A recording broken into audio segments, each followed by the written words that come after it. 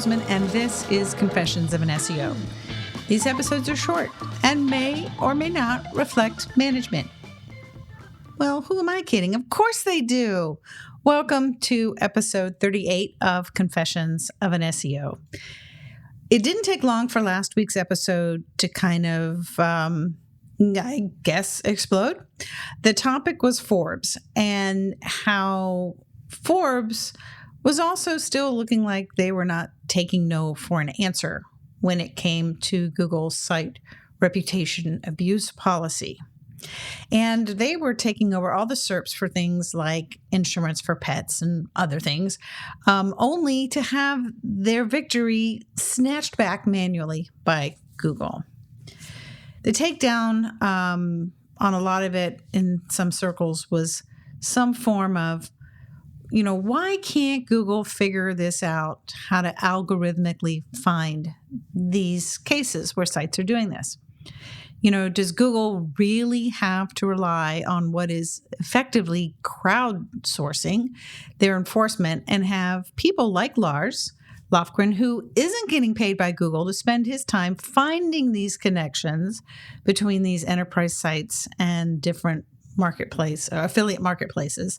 They are literally hiding under Google's nose until someone like Lars points it out publicly. Well, it's almost as if everybody talking about this has not listened to last week's episode. And that's okay. I won't take it personally because, honestly, I'm feeling so good. As I've mentioned before, not all my tools are software. One of what I consider my secret weapon is Magic Mind. And Magic Mind is a mental performance shot. And yes, for those that were here last week, the new shipment has been received. And it really works for me. So if you're curious if it might work for you, you should know that there are local stores near you, at least if you're in the US. So you could try it for a couple of days. Amazon even has smaller packets of it. And Magic Mind themselves has a no questions asked refund policy, but it doesn't work the same for you.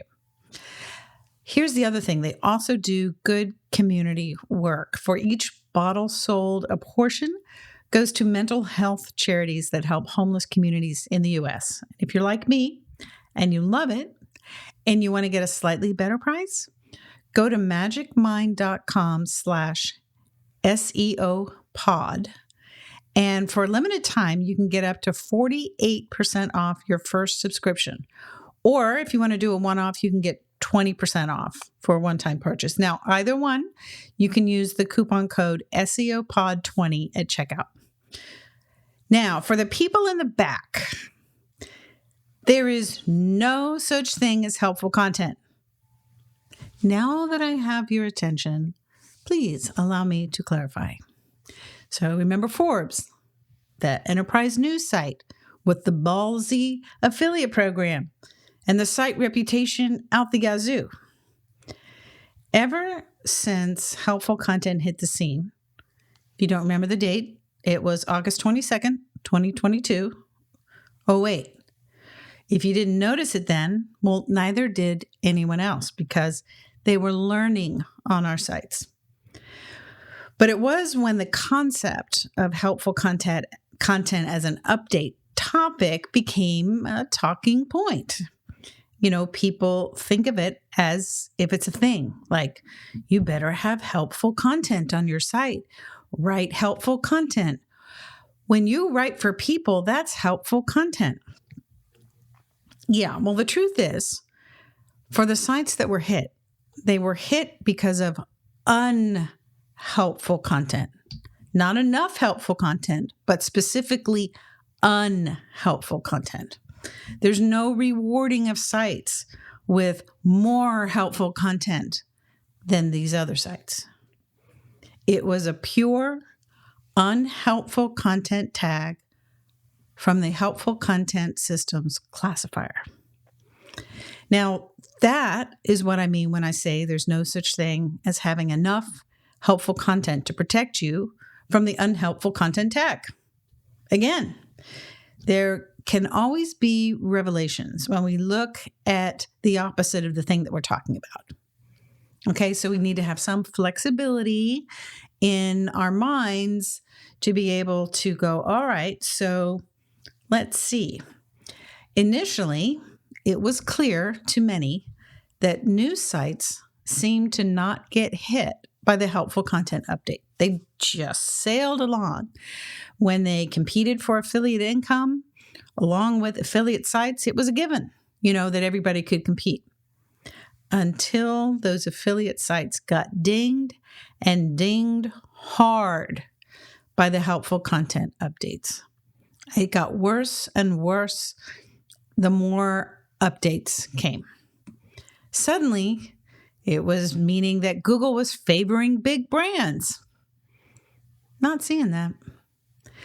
Google has even said themselves that they can't help a struggling site regain ground, but we know they sure can remove a site, a whole subdomain, or even a subfolder from the SERPs that's abusing their reputation. No algorithm modification required. Now, during this, SEOs were passing an assessment down that kind of was like this. News sites weren't hit because they have so much helpful content. Not seeing that either. They are authority sites for sure. But when we look at what the helpful content is measuring, if it measures what I know it measures, and I've shared that with you in the past, but if it had applied that same thing to news sites, Google would have killed those sites the same way they killed affiliate sites and sites that use table of content anchors, which Google sees in the source code of these sites. All right, maybe I'm getting a little too technical on all that, but hopefully you understand where I went with it.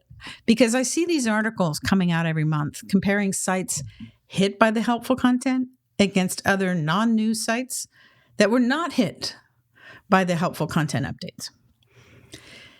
Now, here's where I'm going to put on my analysis hat. In the old days, the days before helpful content, we as a community gained a ton of information when we did this thing by comparing sites against each other, sites that got hurt against sites who didn't. And we were able to glean a lot from it because we were looking for factors we could see. Things we knew were measured or could be measured.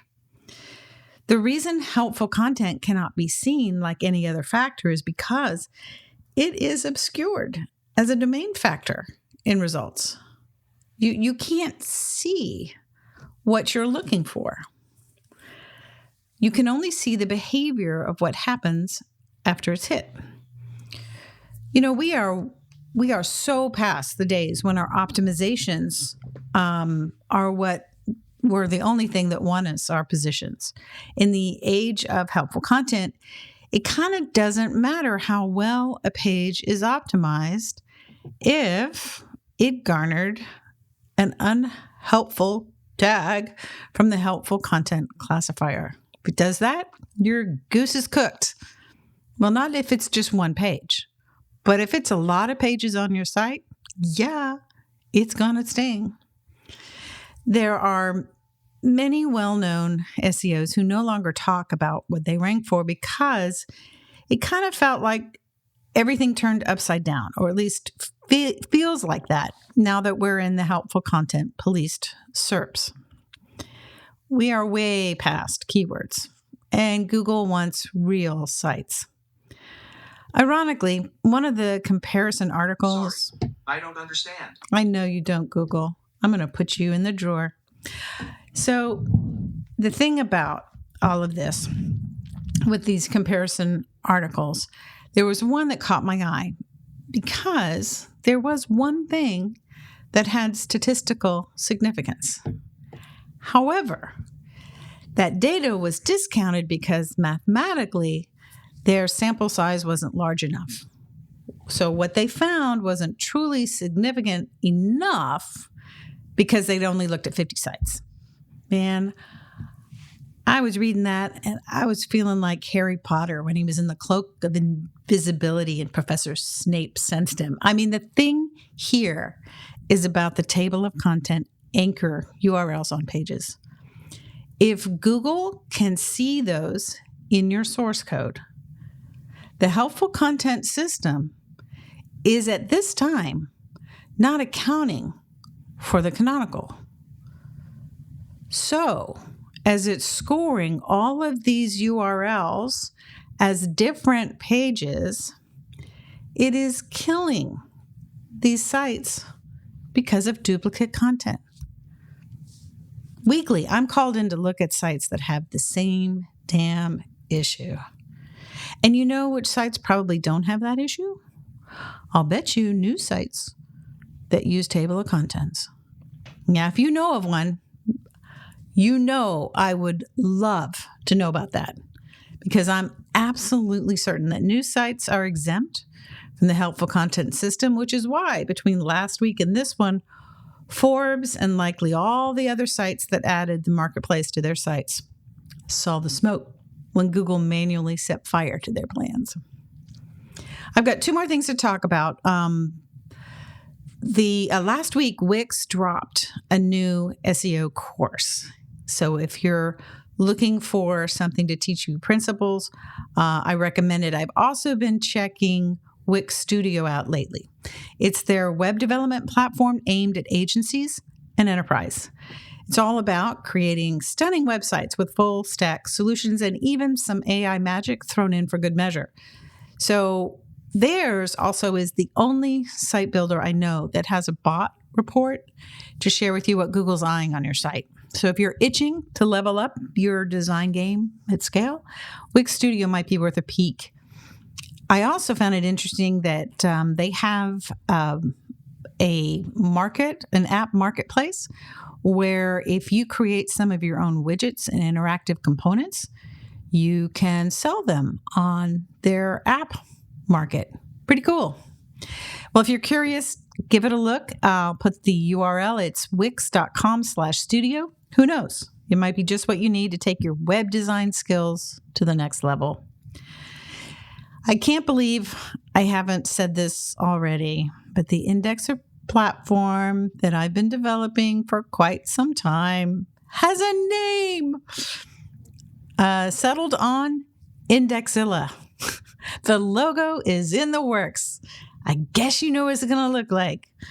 But not only that, today I'm opening it up first to those who are in my crawl or no crawl group on Substack. It's where I share all my indexation data. So if you're not already in there, even if you're a free account, you'll miss out. See how I did that? I hit right on that FOMO spot. I did that when I promised you this would be a FOMO-free zone. Ain't I a stinker? Anyway, the first phase is going to go, it'd be just limited seating, around 30, and then we'll go up from there. So when you're in there, emails go out mostly every day. So if you're in there and you get one from me, you will want to open that puppy up, because you're gonna get some free credits. There will be an option in the platform to schedule links and drip feed your links, even an option to resubmit automatically. And it's not based on Google's indexing API, which means it's going to work better than the indexing API. Well, that's it for me this week. Next week, I might be a day later on getting the podcast out. I'm going on a trip with my brother to visit a town in Virginia where our mom came from. So if you need help with your site and you're not sure where to dig, you can text me. My specialty is forensic SEO. I find weaknesses in sites and bring solutions to strengthen them to create more success. To stay on the cutting edge of the state of indexing, as well as get first access to the indexer when it's ready for more company, check out Crawl or No Crawl on Substack. And I've told you already about that. So thank you for being a listener. If you have questions or topic ideas, I'd love to hear from you. You can text me at 512-222-3132. Thanks again. And until next week, I'll see you in the SERPs.